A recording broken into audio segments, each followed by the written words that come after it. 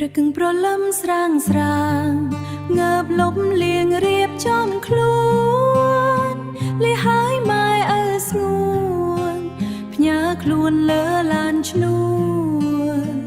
ធ្វើការទាំងនឿយហត់ចិត្តអន់ធ្មត់មិនរអ៊ូសង្ឃឹមបានលុយដោជួយសម្រាលតុងគ្រួសារ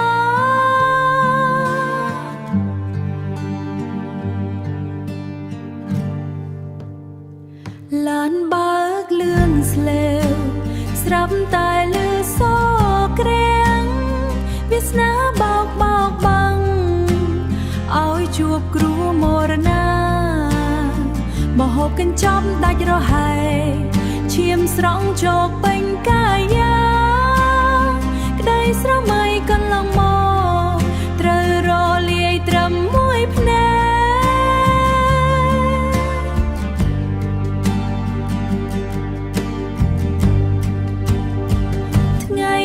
2ឧសភាជាថ្ងៃទឹកភ្នែកហោឮតែសំឡេងត្រហោយំមើលសែនអាសូរបងប្អូនកម្មករត្រូវឃ្លាតឆ្ងាយគ្មានថ្ងៃវិលវិញឡើយម៉ែអើចាំផ្លូវកូននៅផ្ទះចាំបាយល្ងាចជុំគ្នាតែពេលនេះកូនងារដេកលួលែងដឹងខ្លួនហើយអាណិតវាសនាកម្មករ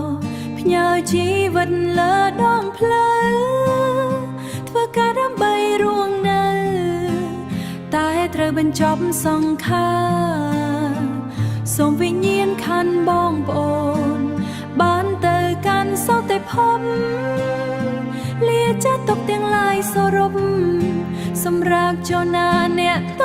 ស៊ូ